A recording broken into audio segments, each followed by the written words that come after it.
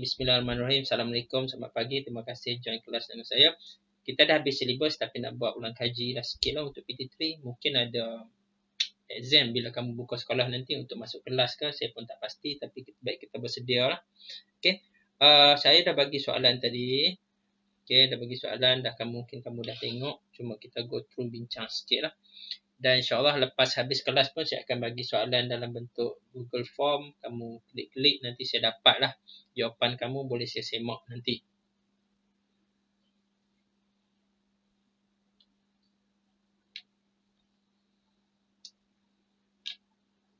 Okay, boleh nampak tak apa yang saya kongsikan di sini? Boleh nampak tak?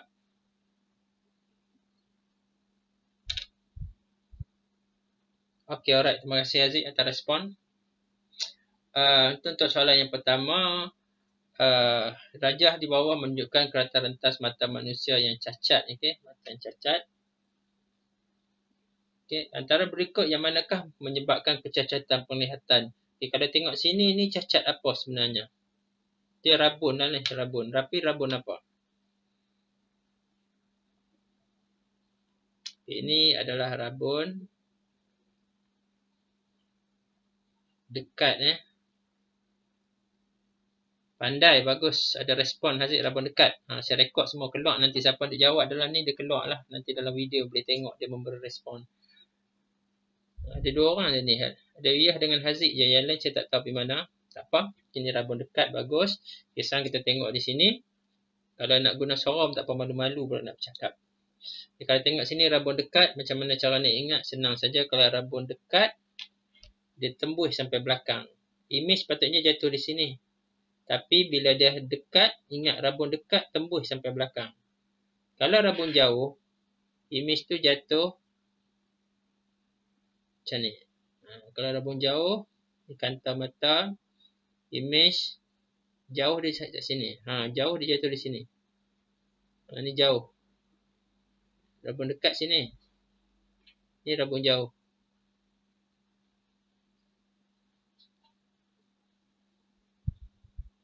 Ingat, imej tu tak sampai. Macam mana cara nak ingat? Jauh, imej tak sampai. Tu cara nak ingat. So, bila dekat, tembus sampai belakang. Bila dekat, tembus sampai belakang. Lebih kurang macam tu lah cara nak ingat. Confuse nanti. So, antara yang berikut yang manakah menyebabkan kecacatan penglihatan? Boleh bagi jawapan tak? Cacat. Apa yang menyebabkan orang tu dia jadi rabun dekat ni? Ini rabun dekat. Pasal apa? Okay, dia ada dua sebab sebenarnya kalau nak jadi rabun dekat ni. Okay. Yang pertama, bola mata dia terlalu pendek lah. Okay. Bola mata ni pendek. Bila dia pendek, A. Bagus ke? Jawapan dia A lah. Okay, jawapan dia memang A. Okay, bola mata pendek maksudnya bila bola mata ni pendek, dia tembus lah sampai belakang. Ada orang memang dilahirkan bola mata dia pendek. Cacat sejak lahir. Okay, bola mata ni pendek. Dia tak sampai jadi pendek ni, dia mudah tembus ke belakang lah. Okay. Jadi kalau tengok di sini, siapa yang rabun jauh, bola mata dia panjang. Bola mata dia panjang sampai sini. Imej sini. Itu kalau siapa rabun jauh, bola mata terlalu panjang. Ada orang yang rabun jauh, dia jadi lagu tu, cacat dia macam tu. Ada satu lagi sebab untuk menyebabkan berlakunya rabun dekat ni, iaitu kantar mata terlalu nipis. Okay, dia ada satu lagi jawapan. Satu lagi jawapan tambahan, kalau sebab lain, kantar mata terlalu nipis. Tulisan huruf. Okay. Terlalu nipis. Nipis ni maksudnya, okay, kalau kantar mata tebal, kalau kantar mata tebal, Ni kanta mata kita, mata kita kanta cembung. Imej dia jatuh macam ni. Cantik je. Tapi kalau kanta mata tu dia nipis, dia kurus.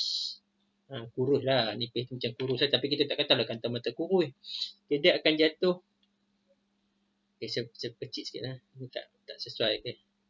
Saya yang sama. Tapi dia kurus. Kurus. Dia kurus. Dia akan pergi lagi jauh. Kalau dia gemuk. Dia cepat. Macam tu. Cara nak ingat dia. Ingat macam ni. Orang yang kurus boleh lari jauh. Orang yang gemuk-gemuk. Dia dekat. Okay. Alright. Itu cara nak mengingat. Kalau dia bagi pilihan jawapan lain. Bola kanta mata terlalu nipis. Okay. Soalan yang ketu. Okay, soalan yang kedua. Bahagian tumbuhan manakah yang menunjukkan hydrotropisme positif? Hydro ni apa? Gerak balas terhadap apa? Bagus ayak. Okay, ayak. Okay, air. So, bila positif ni maksud dia menuju ke arah air lah.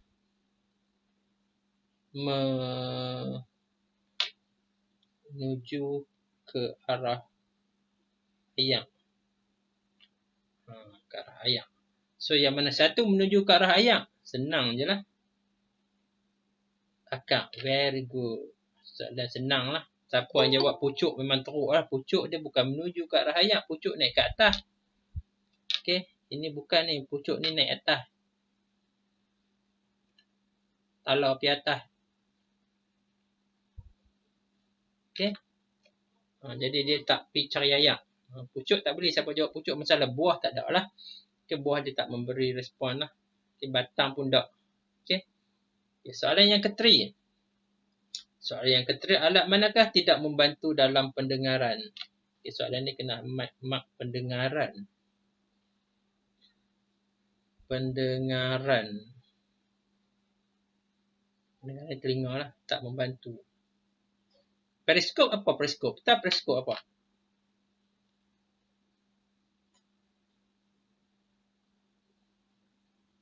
Saya dengar periskop. Periskop ni yang dalam kapal selam lah.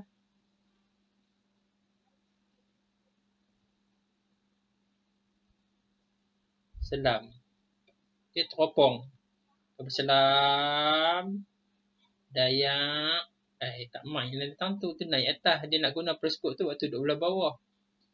Ayat duduk atas. Gede. Ya, betul Haziq. Periskop ni melibatkan mata. Bagus. Melibatkan mata.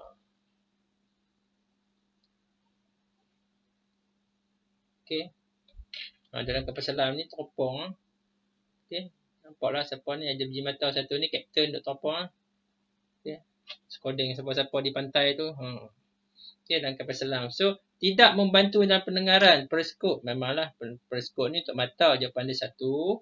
Binokular. Binokular ni teropong. Teropong bagus. Bagus Aziz, teropong. Kita tahu lah teropong binokular. Binokular teropong. Sekat benar. Mata je kak. Bagus. Pendengaran ni kena telinga. Sisa sekok ni guna telinga lah. Kalau doktor dia pakai tu. Okay, so jawapan dia yang betul, yang tidak membantu adalah jawapan dia B. Very good. Soalan yang ke-4 batal. Tak usah tengok. Ada silap ni, dia tak masuk silibus ni. Saya pun terkejut soalan apa tu. Okay, seterusnya. Soalan nombor 5. Model sistem respirasi. Antara yang berikut, yang manakah apabila akan berlaku apabila kepingan getah kita tolak naik atas. Kepingan getah ni kita tolak. Maksudnya pakai bawah ni lah. Tolak. Apa yang akan berlaku getah tolak atas? Ya, bagus. Okay, ini mewakili diafragma. Very good. Mewakili diafragma kita. Okay, kadang-kadang ada soalan dia tanya, apakah yang diwakili oleh setiap bahagian ni? ini mewakili apa, ini mewakili apa, ini apa, ini apa. Jadi kita boleh tulis. Sekarang ni kita cek dulu mewakili apa. Y ni mewakili apa?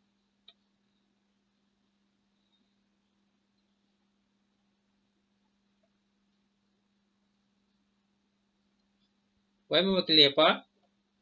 T, R, A, K, E, A. Trachea. Punya apa tonteng-tonteng tu. Balon mewakili paru. Very good. Balang kaca. Balang kaca ni kebanyakannya pelajar tak berapa nak erti jawab. Dia agak mengconfusekan lah. Okay. Kita boleh katakan balang kaca ni mewakili sangkar rusuk. Sangkar rusuk ni maksudnya rongga kita lah. Rusuk tu betul dah. Okay. Sangkar rusuk. Macam sangkar burung tu. Soalan nombor 4. Alah, saya terlajak kan nanti. Sana saya terlajak apa laju sangat ni. Okay. Saya kasi undur balik. Data tak bincang lagi. Sana. Oh, soalan nombor 4 tadi batal. Sorry, soalan nombor 4 batal. Ni batal. Soalan nombor 4 batal. Ni. Batal.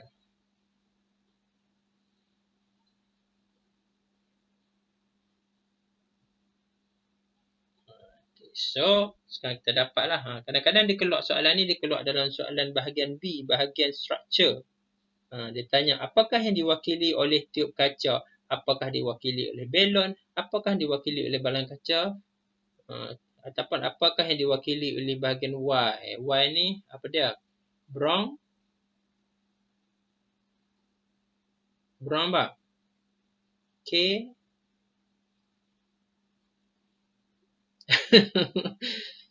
Penyegahnya berbukus saja. Okeylah, bronkus. Okay, bronkus. Alright. Nak jimat, orang kata apa? Jimat data kan? Jimat data sampai tulis kus saja, bron tak mahu tulis. Okay, bronkus. Alright.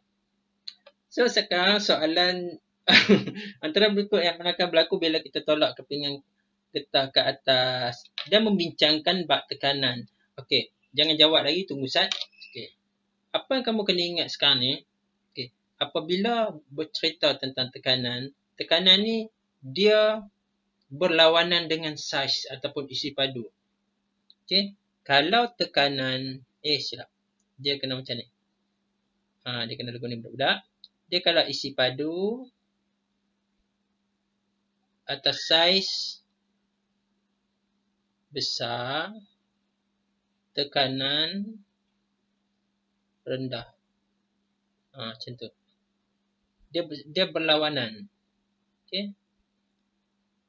Itu konsep dia kena hafal. Okay. Macam cerita macam ni lah. Kalau kita ada 2 biji bola. Satu bola futsal, satu bola yang duk main biasa tu. Bola futsal ni dia kecil sikit lah. Kecil sikit. Bola biasa tu besar sikit. So, kalau kita pergi beli di kedai tu, kita kepek bagi bola baru ni, dia tak ada angin lagi. Orang tekan-tekan bagi kempes. Satu bola futsal, satu bola baru. Okay, dua-duanya dikempiskan. Lepas tu kita pump dua-dua bola tu 10 kali pump. Tekan 10 kali. Okay, agak-agak bola mana yang lebih cekang? Bola futsal ke bola yang biasa tu?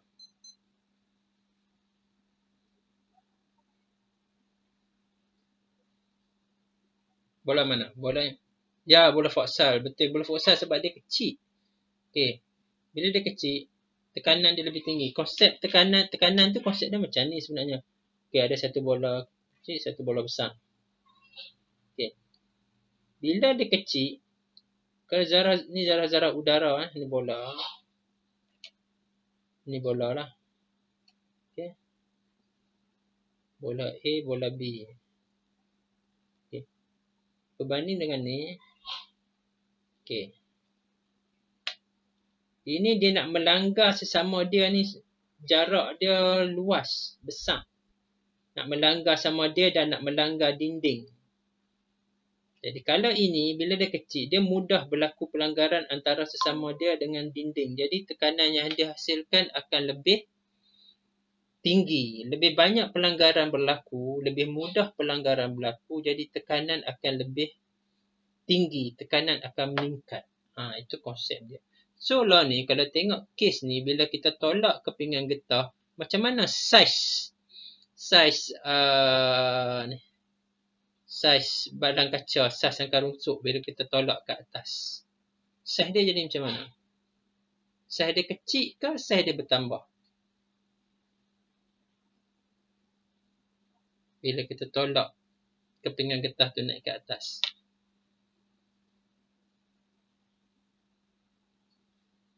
Bila kita tolak kepingan getah ni, dia akan jadi macam ni. Kan? Jadi dia punya saiz sangkar rusuk tu akan berkurang ke bertambah? Saiz sangkar rusuk ataupun saiz itulah saiz buah balang kaca tu. Bila kita tolak, saiz balang kaca akan jadi macam mana?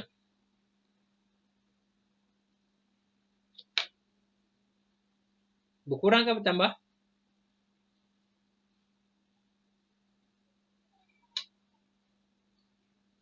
Hello?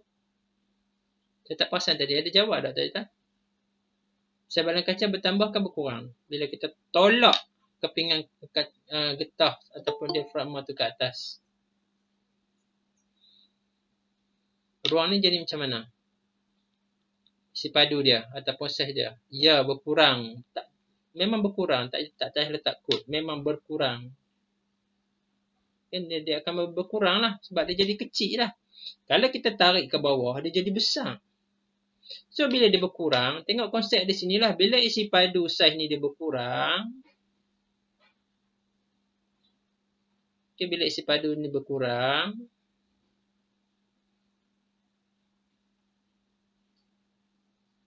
Tekanan akan bertambah. Itu cerita dia. Very simple nak jawab ayat tu. Okay, dapat dah.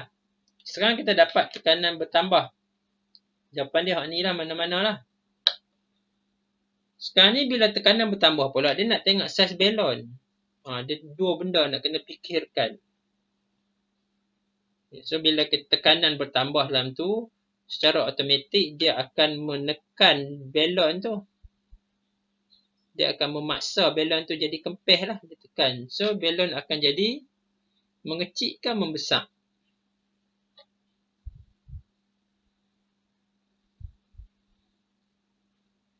Ya, mengecil. Okay, so jawapan dia adalah B lah. Very good. Jawapan dia adalah B. Okay, mengecil. Ataupun kempis lah. Kempis. Kalau kadang-kadang dalam soalan dia akan tanya apakah mekanisme yang berlaku pada manusia. Okay, jadi ni hembus nafas lah. Okay, udara akan ditolak keluar. Okay, sama macam berlaku dekat kita lah. Bila kita sangkar rusuk kita diturunkan. Okay, sangkar rusuk kita turunkan. Isi padu rongga toraks kita tu akan jadi kecil. Berkurang. Tekanan akan bertambah dalam rongga toraks kita. Dia akan memaksa udara dalam paru-paru kita ditolak keluar. Konsep yang sama. Dan saya rasa soalan yang terakhir, soalan nombor 6. Saat lagi saya nak kena keluar, nak pergi hantar anak saya bersunat. Okay, lain tak apa nak clear. Tak apa, nanti boleh dengar dekat video yang saya rekod nanti. Okay. Okay, dan soalan yang terakhir, mengapakah udara masuk paru-paru semasa menyedut nafas? Ni kita boleh relate dengan kes atas ni. Tapi ini sedut nafas. Ni hembus. Jadi kita tukarkan saja kes dia. Apa jawapan dia agak-agak? Apa yang membantu udara daripada luar boleh masuk ke dalam kita punya paru-paru? Dia mesti kaitkan dengan tekanan lah. Tekanan sangat penting.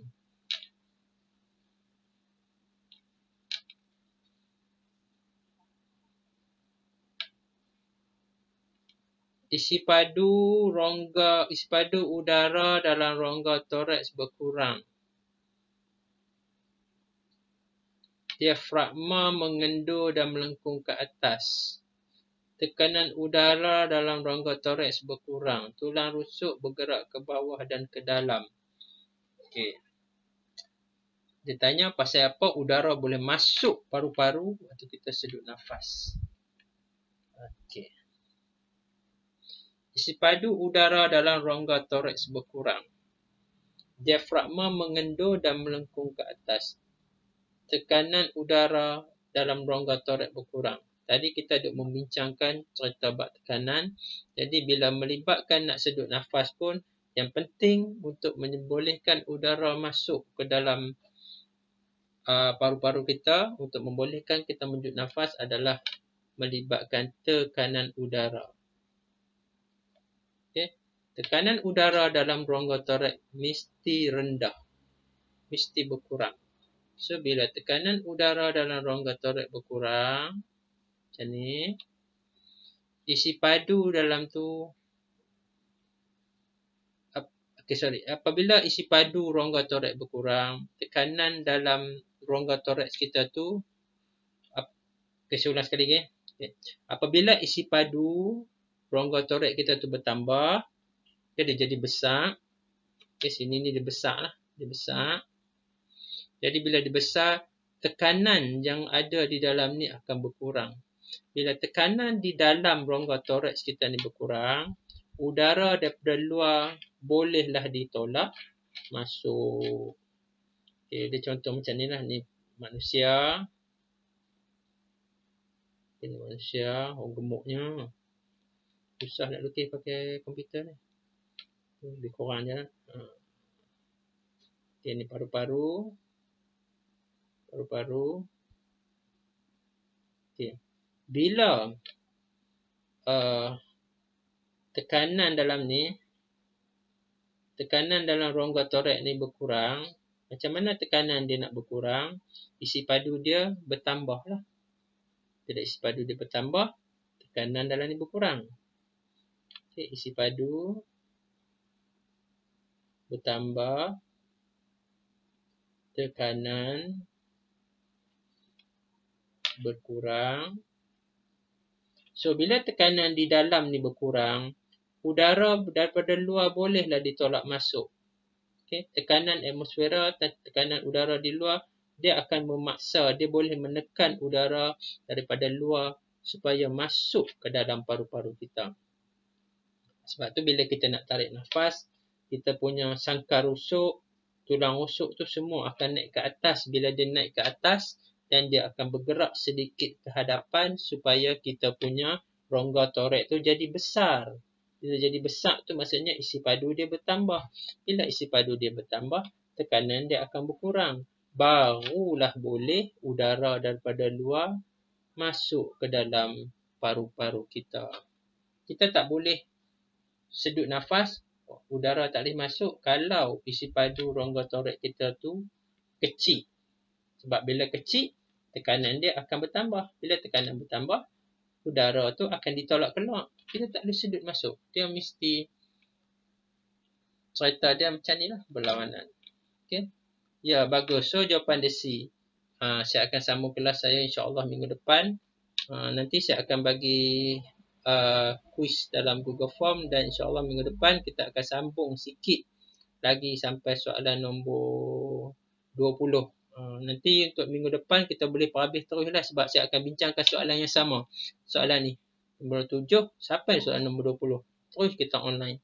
Okay, terima kasih banyak kerana join kelas dengan saya, Haziq, Rabi. Okay, nanti saya akan share link video YouTube untuk kawan-kawan yang tak sempat join ataupun tak boleh join.